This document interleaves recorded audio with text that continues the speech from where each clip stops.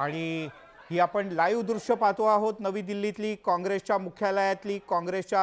मुख्यालयात थोड्याच वेळात सोनिया गांधी आलेल्या आहेत, मल्लिकार्जुन खरगे आले आहेत। पत्रकार परिषद थोड्याच वेळामध्ये होणार आहे। राहुल गांधी स्वतः दोन्ही जागांवरून विजयी झाले आहेत, ते सुद्धा आहेत। मल्लिकार्जुन खरगे दिसतायत आपल्याला स्वतः। जयराम रमेश आहेत मुख्य प्रवक्ते काँग्रेसचे, आणि स्वतः सोनिया गांधी, राहुल गांधी हे या पत्रकार परिषदेला संबोधित करतील असं दिसतंय। बघ, कालपर्यंत मिलिंद आपण चित्र असं बघत होतो की या इंडिया आघाडीच्या नेत्यांच्या पत्रकार परिषदा फार काही होत नव्हत्या, त्यांच्या प्रतिक्रिया काही फार येत नव्हत्या, आणि 400 पारचा जो नारा होता त्याचाही दबाव कदाचित या सगळ्यांवर असेल असं चित्र होतं, म्हणजे असं विश्लेषण करायला वाव आहे। पण आज आपण बघतोय महायुतीच्या एनडीएच्या कुठल्याही नेत्यांच्या प्रतिक्रिया येताना दिसत नाहीत, कारण त्यांच्यासाठी हे आकडे अत्यंत बोलके आहेत आणि धडा शिकवणारे आहेत। आज के विशेष प्रेस वार्ता में आप सभी का स्वागत है। पहले कांग्रेस अध्यक्ष जी मल्लिकार्जुन खरगे जी आपको संबोधित करेंगे, उसके बाद में हमारे पूर्व अध्यक्ष राहुल जी आपसे बातचीत करेंगे, और हमारे बीच में कांग्रेस संसदीय दल के अध्यक्ष सोनिया गांधी जी भी मौजूद हैं। मैं उनका भी स्वागत करता हूं। कांग्रेस अध्यक्ष मल्लिकार्जुन खरगे जी।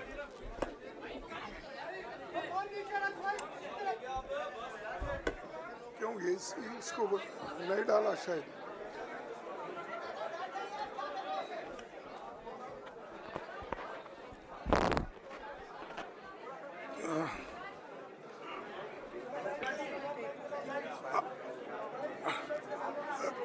Respected Madam Sonia Gandhi जी,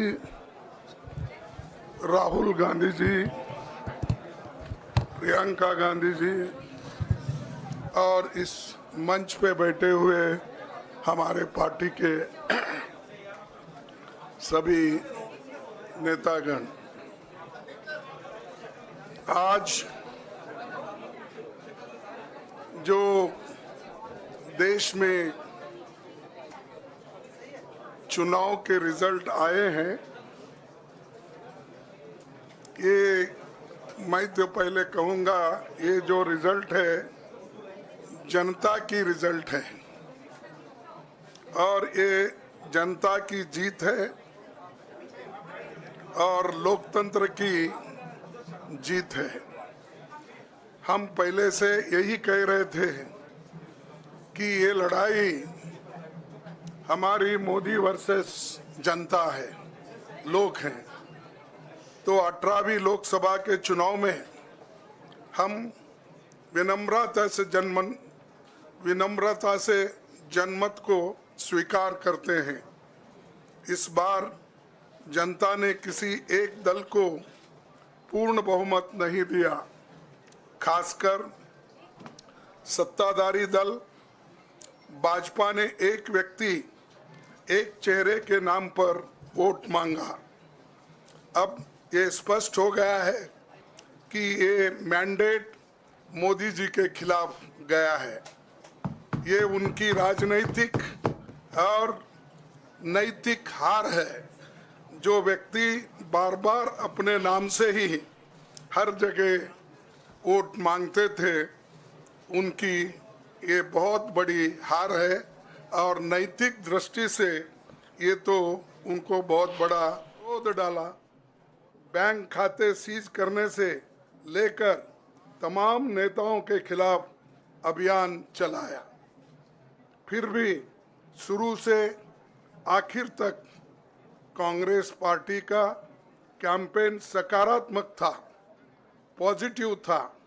हमने महंगाई, बेरोजगारी, किसानों और मजदूरों की बदहाली और संविधान संस्थाओं का दुरुपयोग जैसे विषयों को केंद्रीय मुद्दा बनाकर हम जनता के सामने गए थे। इन मुद्दों पर बड़ी संख्या में लोग हमसे जुड़े, हमारा समर्थन किया। प्रधानमंत्री ने जिस तरह का कैंपेन किया वो इतिहास में लंबे समय तक याद रखा जाएगा। कांग्रेस के घोषणा पत्र के बारे में मोदी जी ने जो झूठ फैलाया, जनता ने उसे समझ लिया।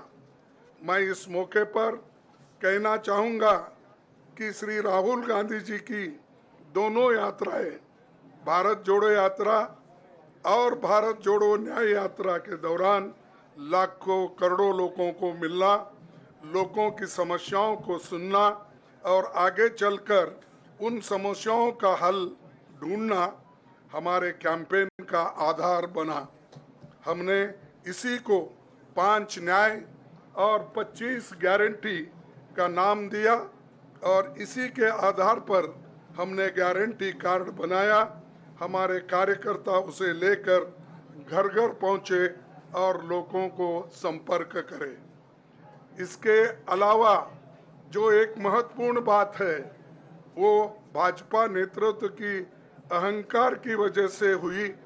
उन्होंने धीरे धीरे सारे संवैधानिक संस्थाओं के ऊपर गैर कानूनी तरीके से कब्जा करने की कोशिश की। फिर इनका उपयोग विरोधी दल के खिलाफ करने लगे। जो दब गया उसे दबा के अपने तरफ लिया, जो नहीं दबे उसकी पार्टी को तोड़ दिया, नहीं तो फिर जेल में डाल दिया। लोगों को ये विश्वास हो गया था कि मोदी जी को एक मौका और मिला तो अगला हमला संविधान पर सीधा होगा और लोकतंत्र पर होगा। इसीलिए लोगों को इसके प्रमाण नए संसद सत्र के साथ ही दिखेंगे। खुशी इस बात की है कि भाजपा इस षड्यंत्र में अब सफल नहीं हो पाएगी। मैं इस अवसर पर सीपीपी चेयरपर्सन श्रीमती सोनिया गांधी जी, हमारे लोकप्रिय नेता राहुल गांधी जी, प्रियंका गांधी जी का विशेष मैं धन्यवाद करना चाहता हूं। और इन्होंने दिन रात बराबरी से पूरे देश में कैंपेन किया और हमें एक मजबूत स्थिति में पहुंचाने के लिए भारी मदद इन्होंने की। और मैं ये कहूँगा कि इनके वजह से हमको बहुत बड़ा प्रोत्साहन देश में मिला और आज ये स्थिति जो बनी है उनके वजह से बनी। और हमारे करोड़ों कार्यकर्ता जो है देश में, उन्होंने भी हमारा साथ दिया। इसीलिए मैं बहुत बहुत उनको धन्यवाद देता हूं। आखिर मैं इंडिया गठबंधन के अपने सभी साथियों और शुभचिंतकों का धन्यवाद करता हूं। सभी एक साथ मिलकर एक स्वर में रहे, सभी ने मिलकर प्रचार किया और एक दूसरे की मदद की। हमारे हजारों लाखों कार्यकर्ताओं ने अच्छे तालमेल के साथ काम किया। आप सभी का धन्यवाद। अभी हमारी लड़ाई अंजाम तक नहीं पहुंची है। हम सबको आने वाले दिनों में इसी तरह लोगों के अधिकारों के लिए, संविधान की रक्षा के लिए, लोकतंत्र के बचाव के लिए, देश की तरक्की के लिए, सीमाओं पर सुरक्षा के लिए लड़ते रहना चाहेंगे। हमें सुनिश्चित करना होगा कि संसद सुचारू रूप से चले, विपक्ष के मुद्दों को प्राथमिकता मिले, संसद में उन पर बहस हो। आने वाले दिन महत्वपूर्ण होंगे। हम आपसे बात करेंगे जब कभी भी मौका मिले। आप सभी को मेरा धन्यवाद और आपका साथ भी हमको संसद सुचारू रूप से चले, विपक्ष के मुद्दों को प्राथमिकता मिले, संसद में उन पर बहस हो। आने वाले दिन महत्वपूर्ण होंगे। हम आपसे बात करेंगे जब कभी भी मौका मिले। आप सभी को मेरा धन्यवाद और आपका साथ भी हमको रहा और हमने चुनाव में भी जहाँ हमको जितना हो सकता है वो साथ आपने दिया। इसलिए आप सभी को भी मैं धन्यवाद करता हूं और सभी को नमस्कार।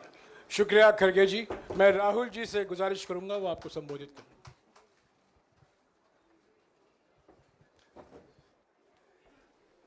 नहीं, खड़गे जी आप